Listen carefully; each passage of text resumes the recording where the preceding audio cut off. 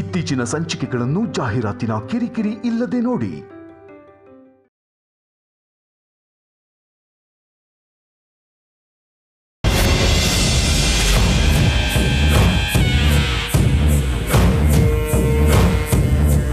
ಅಷ್ಟಕ್ಕೂ ಅಜ್ಜಿ ರೂಮ್ಗೆ ಯಾಕೆ ಬಂದೆ?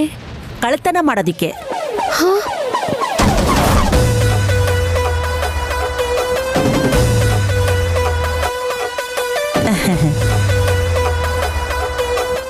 ಏನ್ ಕಳ್ತನ ಮಾಡಕ್ ಬಂದಿದ್ಲು ಗೊತ್ತಾ?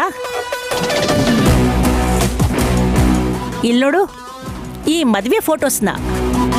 ಅಷ್ಟೇ ಅಲ್ವಾ?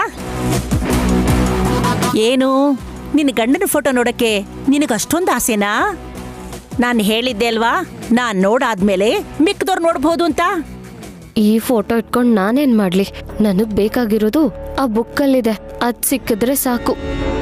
ಬರೀ ಫೋಟೋಗೋಸ್ಕರ ಕಳ್ಳಬೇಕು ಈ ರೂಮಿಗೆ ಬರುತ್ತಾ? ಎಲ್ಲೋ ಮಿಸ್ ಹೊಡಿತಿದ್ಯಲ್ಲ.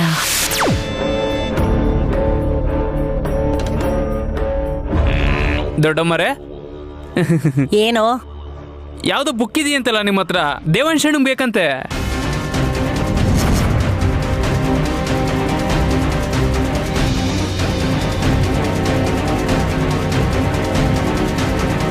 ಬುಕ್ಕ?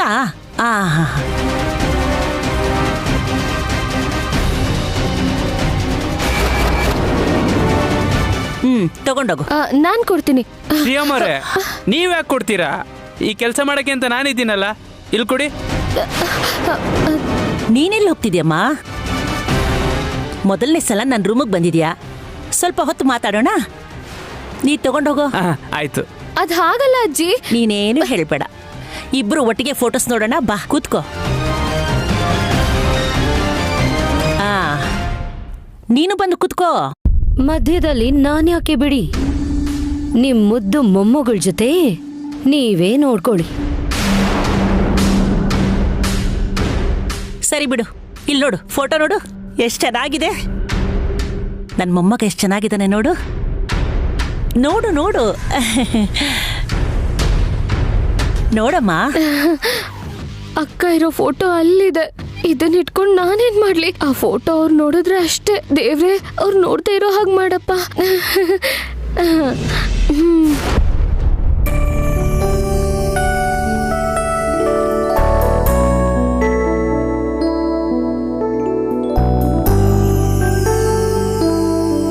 ಅಕ್ಕ, ಏನ್ ಬೇಕು ಮಾರುತಿ? ನೀನ್ ಫೋಟೋದವ್ರ ಜೊತೆ ಸಂತೋಷವಾಗಿರ್ಬೇಕಕ್ಕ. ಅದಾಗುತ್ತೆ ಅಲ್ವಾ ಅಕ್ಕ?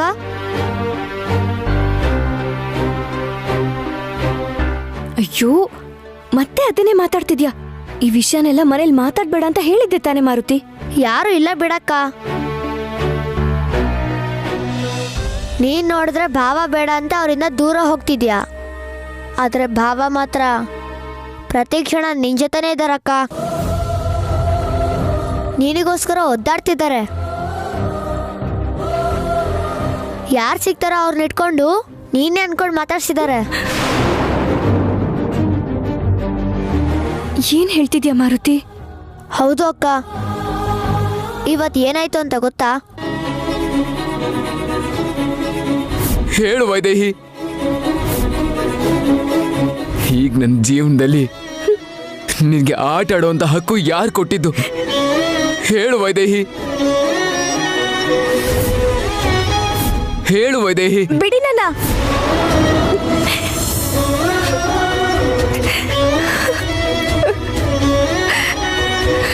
ನಿನಗೆ ಎಷ್ಟೇ ದುಃಖ ಆದ್ರೂ ಅದನ್ನ ಸಹಿಸ್ಕೊಂಡಿದ್ಯಾ. ಪಾಪ ಭಾವಾಗ ಮಾತ್ರ ಅದು ಸಾಧ್ಯ ಆಗ್ತಿಲ್ಲ. ನೀನಿಲ್ದೆ ಅವ್ರಿಗೆ ಹುಚ್ಚಿಡಿತಿದೆ. ಇಲ್ಲ ಅಕ್ಕ, ಅವ್ರಿಗೆ ಹೀಗಾಗ ನೀನೇ ಕಾರಣ. ಅಜ್ಜಿ ನಿನಗೆ ಮಾಡಿದ ಅನ್ಯಾಯ ಆದ್ರೆ ನೀನು ಭಾವಾಗ ಮಾಡ್ತಿರೋದು ಅನ್ಯಾಯನೇ ಅಕ್ಕ. ಸಾಕ್ ನಿಲ್ಸು. ಈಗಾಗ್ಲೇ ಸತ್ತಿರೋಳ್ಳೆ ಇನ್ನೆಷ್ಟು ಸಲ ಸಾಯಿಸ್ತೀಯ?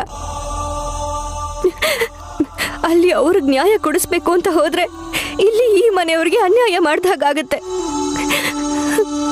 ಇದು ನನಗೆ ಬುದ್ಧಿ ಬಂದಾಗ್ಲಿಂದ ಜೊತೆ ಇರೋ ಸಂಬಂಧ, ನನಗೆ ಜೀವನ ಕೊಟ್ಟಿರೋ ಸಂಬಂಧ. ಇದಕ್ಕೋಸ್ಕರ ಮಧ್ಯದಲ್ಲಿ ಬಂದಿರೋ ಸಂಬಂಧನ ಮಧ್ಯದಲ್ಲೇ ಬಿಟ್ರೆ ಏನೂ ಪರವಾಗಿಲ್ಲ. ಎಷ್ಟೇ ನೋವಾದ್ರೂ ಸಹಿಸ್ಬೇಕಾಗತ್ತೆ. ಯಾರಿಗೆ ನೋವಾಗ್ತಿದ್ರು ಅದನ್ನ ನೋಡ್ಕೊಂಡು ಸುಮ್ಮನೆ ಇರ್ಬೇಕಾಗತ್ತೆ. ನಾನೇನು ಮಾಡಕ್ಕಾಗಲ್ಲ ಮಾರುತಿ.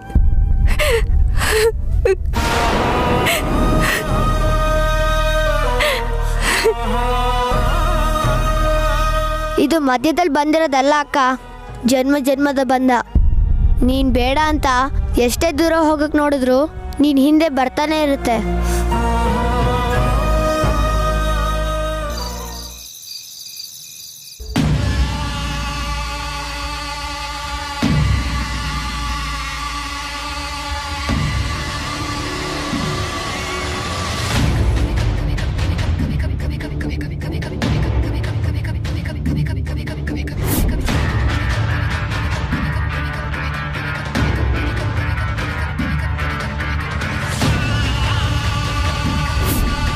ಆ ಬುಕ್ಕನ್ ಹೇಗ್ ತಗೊಳ್ಳೋದು ದೇವ್ರೆ?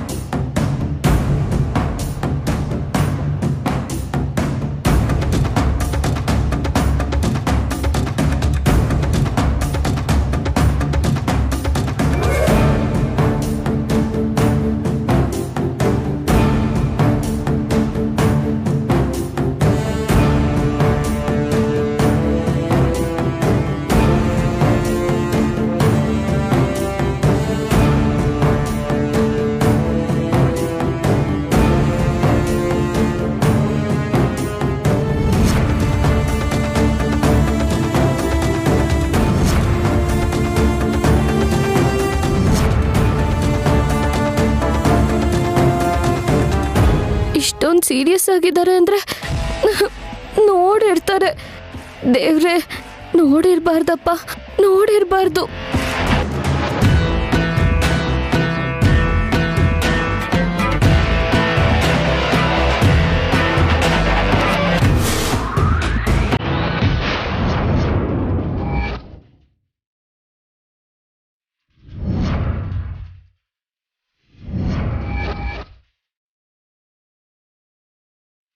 ಹೇಗ್ ಮೂತಿ ತಿರ್ಗಿಸ್ಕೊಂಡು ಕೂತಿದಾರ ನೋಡು. ನಾನು ಇವ್ರ ಜೊತೆ ಟೈಮ್ ಸ್ಪೆಂಡ್ ಮಾಡಕ್ ಬಂದಿದ್ದೀನಿ ಅನ್ಕೊಂಡಿರ್ತಾರೆ.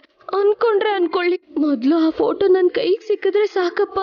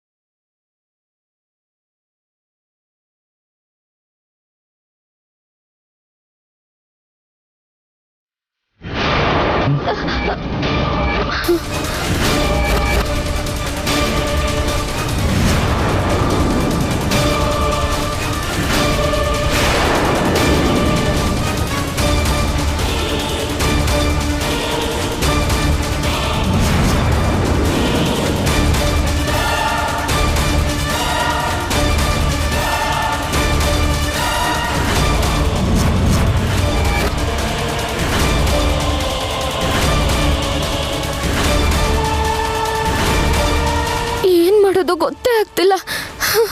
ಬುಕ್ ಮತ್ತೆ ಮಿಸ್ ಆಯ್ತಲ್ಲ. ಅಯ್ಯೋ,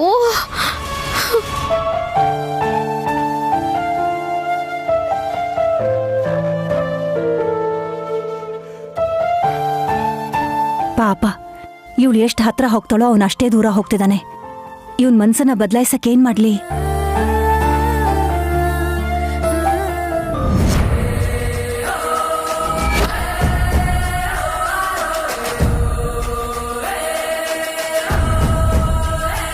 ನಿಮ್ ಮಗ ಸೊಸೆ ಅನ್ಯೋನ್ಯ ದಾಂಪತ್ಯನ ನೀವು ನೋಡ್ತಾ ಇದ್ದೀರಾ ಅತ್ತೆ?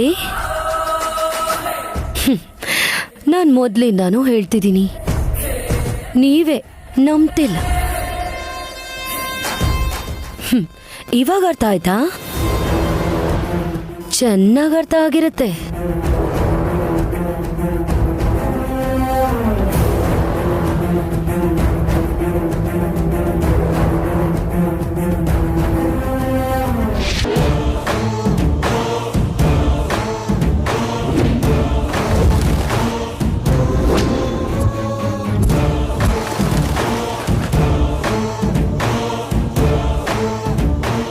ಅಮ್ಮ ಶ್ರೇಯಾ,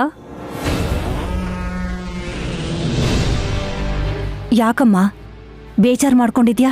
ನಾನ್ ಟೆನ್ಷನ್ ಅಲ್ಲಿ ಸಾಯ್ತಾ ಇದ್ರೆ ಬೇಜಾರ್ ಮಾಡ್ಕೊಂಡಿದ್ಯಾ ಅಂತ ಕೇಳ್ತಿದಾರಲ್ಲ. ಅವನು ಒಂದೊಂದ್ಸಲ ಹಾಗೇನಮ್ಮ, ಮನ್ಸಲ್ಲಿ ಬೇಡದಿರೋದನ್ನ ಇಟ್ಕೊಂಡು ಮೌನವಾಗಿರ್ತಾನೆ. ಅವನನ್ನ ನಿಧಾನವಾಗೇ ನೀನೇ ದಾರಿಗೆ ತರಬೇಕಮ್ಮ. ಸರಿ ಅತ್ತೆ. ಅಮ್ಮ ಶ್ರೇಯಾ,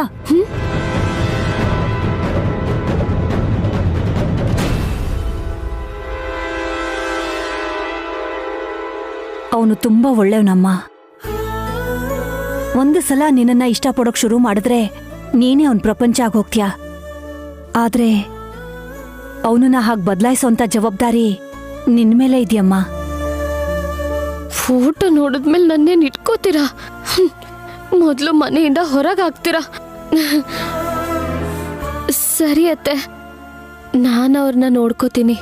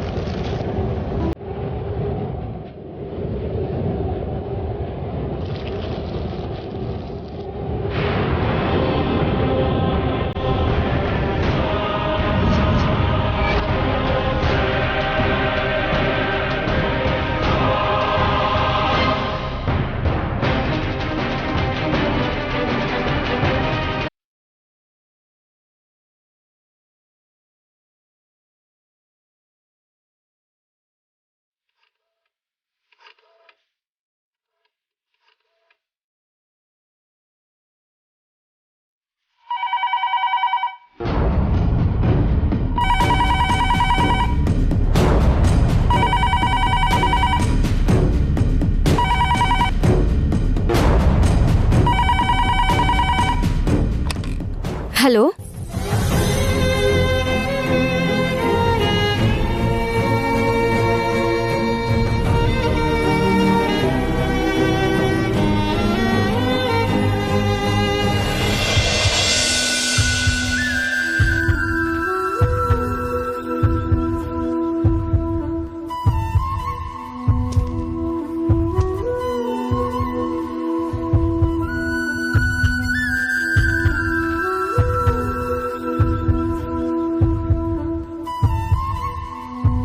ಮುಂದೆ ಬಂದ್ರೆ ಹೇಗೋ ತಪ್ಪಿಸ್ಕೊಂಡ್ಬಿಡ್ತೀಯ.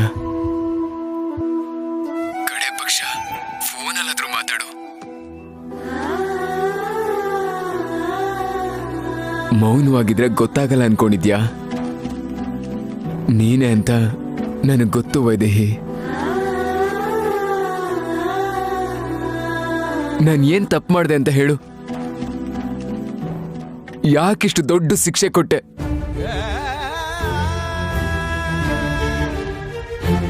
ನಾನ್ ಮಾತ್ರ ನಿನ್ನ ಪ್ರೀತಿಸಿದ್ರೆ ನನ್ನ ಅದೃಷ್ಟ ಇಷ್ಟೇ. ನೀನ್ ಸಿಕ್ಲಿಲ್ಲ ಅನ್ಕೊಂಡು ಹೊರಟೋಗ್ತಿದ್ದೆ. ಆದ್ರೆ ನೀನು ಕೂಡ ನನ್ನ ಪ್ರೀತಿಸಿ ಯಾಕೆ ನನ್ನಿಂದ ದೂರ ಆದೆ? ನಾವು ದೂರ ಆಗಿಲ್ಲ. ಆ ರಾಮನೇ ನಮ್ಮನ್ನ ಒಂದು ಮಾಡಿದ್ದಾನೆ. ಆದ್ರೆ ಅದನ್ನ ಹೊರಗೆ ಯಾರ ಹತ್ರನೂ ಹೇಳ್ದೇ ಇರೋ ಪರಿಸ್ಥಿತಿ ನಾನಿದ್ದೀನಿ. ಇದು ನನ್ನ ಹಣೆ ಬರಹ. ನನಗಂತೂ ಏನ್ ನಡೀತಿದೆ ಅಂತ ತಿಳ್ಕೊಳ್ಳೋ ಅವಕಾಶನೇ ಇರಲಿಲ್ಲ. ಆದ್ರೆ ನಿನಗೆ ಎಲ್ಲ ವಿಷಯನೂ ಗೊತ್ತಿತ್ತಲ್ವಾ? ಆದ್ರೂ ಯಾಕೆ ನೀನೇನು ಮಾತಾಡ್ಲಿಲ್ಲ? ಇಷ್ಟು ದೊಡ್ಡ ಅನ್ಯಾಯಕ್ಕೆ ಯಾಕೆ ನೀನ್ ಸಾಕ್ಷ್ಯ ಉಳ್ಕೊಂಡ್ಬಿಟ್ಟೆ? ಇಷ್ಟೆಲ್ಲ ಆದ್ರೂ ನೀನ್ ಅದ್ ಹೇಗ್ ಸಹಿಸ್ಕೊಂಡಿದ್ಯೋ ನನಗೆ ಗೊತ್ತಿಲ್ಲ. ಆದ್ರೆ ನನಗಂತೂ ಪ್ರಾಣ ಹೋಗ್ತಿರೋ ಹಾಗೆ ಅನಿಸ್ತಿದೆ. ನಾನ್ ಬಯಸಿದ ಈ ಪ್ರೀತಿ ನನಗೆ ನರಕ ತೋರಿಸ್ತಾ ಇದೆ. ನನ್ನನ್ನು ಏನ್ ಮಾಡು ಅಂತ ಹೇಳು.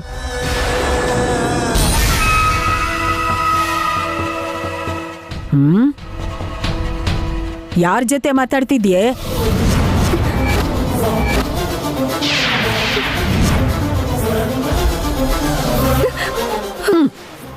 ಹಲೋ ಹಲೋ, ಯಾರು?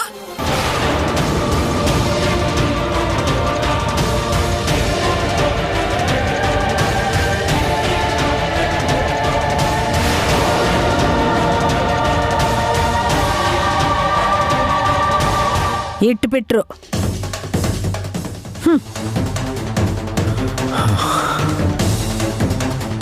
ಹೇಳೆ, ಯಾರ ಜೊತೆ ಮಾತಾಡ್ತಿದ್ದೆ?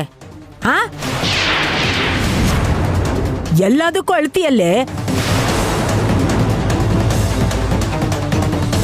ದೇವಾಂಶ್ ಜೊತೆನೆ ಮಾತಾಡ್ತಿದ್ದೆ ತಾನೆ? ಹಾ,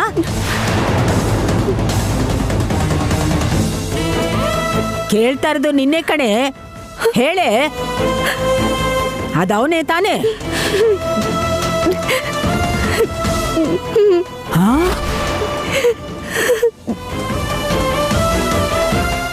ಎಷ್ಟು ಧೈರ್ಯನೇ ನಿಂಗೆ? ನನ್ನ ಮೊಮ್ಮಗಳು ಸಂಸಾರದ ತಂಟೆಗೆ ಹೋಗಲ್ಲ ಅಂತ ಮಾತು ಕೊಟ್ಟು ರಹಸ್ಯವಾಗಿ ಪ್ರೇಮಾಯಣ ಮಾಡ್ತಿದ್ಯಾ? ಇಲ್ಲ ಅಂದ್ರೆ ಅಷ್ಟೊತ್ತು ಮಾತಾಡೋ ಅಂಥದ್ದೇನೇ ಇದೆ? ಮಾತಾಡ್ತಾ ಇದ್ರೆ ಅಳು ಯಾಕೆ ಬರುತ್ತೆ? ಹಾ, ನೀವೇನ್ ಮಾತಾಡಿದ್ರಿ ಅಂತ ಹೇಳು. ನಿನಗೆ ತಾಳಿ ಕಟ್ಟಿದ್ದು ಅಂತ ಹೇಳ್ಬಿಟ್ಟೇನೆ? ಹಾ, ಇಬ್ರು ಓಡೋಗ್ಬೇಕು ಅಂತ ಏನಾದ್ರೂ ಯೋಚನೆ ಮಾಡ್ತಿದ್ದೀರಾ? ಹಾ, ಇಂಥದ್ದೇನಾದ್ರೂ ಮಾಡ್ತಿ ಅಂತಾನೆ ನಿನ್ನ ಹೊರಗಾಕಿದ್ದು ಕಣೆ. ಛೀ, ನನ್ ಕರ್ಮ ಕೆಟ್ಟು ಮತ್ತೆ ಇಲ್ಲಿಗೆ ಬಂದಿದ್ಯಾ? ಯಾಕಜ್ಜಿ, ಯಾಕೆ ಈ ಥರ ಎಲ್ಲ ಮಾತಾಡ್ತಿದ್ದೀರಾ? ನನ್ನ ತಂಗಿಗೆ ನಾನು ಅನ್ಯಾಯ ಮಾಡ್ತೀನ? ಆದ್ರೂ ನಾನು ಕೊಟ್ಟಿರೋ ಮಾತನ್ನ ಮೀರಿಲ್ಲ ಅಜ್ಜಿ. ಅವ್ರು ಮಾತಾಡೋದನ್ನ ಕೇಳಿಸ್ಕೊಂಡೆ ಹೊರತು ನಾನು ಒಂದೇ ಒಂದ್ ಪದನೂ ಮಾತಾಡ್ಲಿಲ್ಲ. ಮಾಡಿದ್ದು ಅವರು ಅಂತ ಗೊತ್ತಿದ್ದಿದ್ರೆ ನನ್ ಫೋನ್ ಕೂಡ ತೆಗಿತಿರ್ಲಿಲ್ಲ. ಈ ಮನೆಗೆ ಕೆಟ್ಟ ಹೆಸರು ಬರುವಂತ ಕೆಲ್ಸನ, ಅಪ್ಪನ್ ಮರ್ಯಾದೆ ತೆಗಿಯೋ ಕೆಲ್ಸನ ಯಾವತ್ತಿಗೂ ಮಾಡಲ್ಲ ಅಜ್ಜಿ, ಯಾವತ್ತೂ ಮಾಡಲ್ಲ. ಅಷ್ಟು ನೆನಪಿಟ್ಕೊಂಡ್ರೆ ಸಾಕು.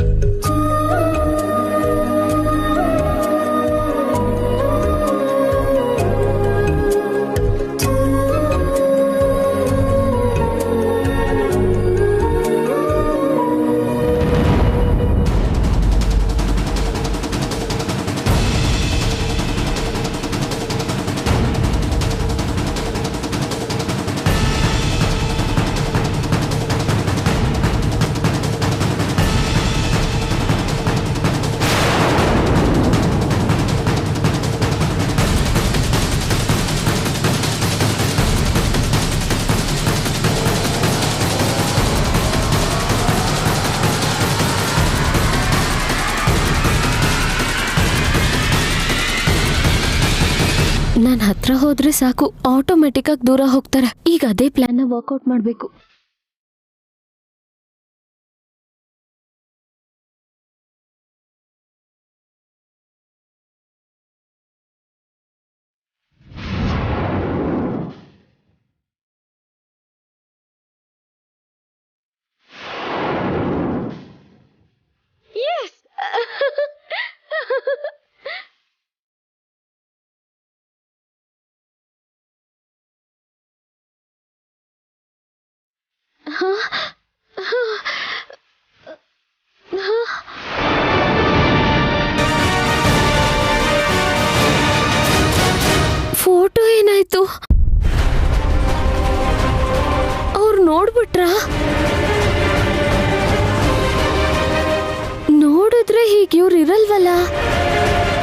ಹಾಗಾದ್ರೆ ಏನಾಯ್ತು?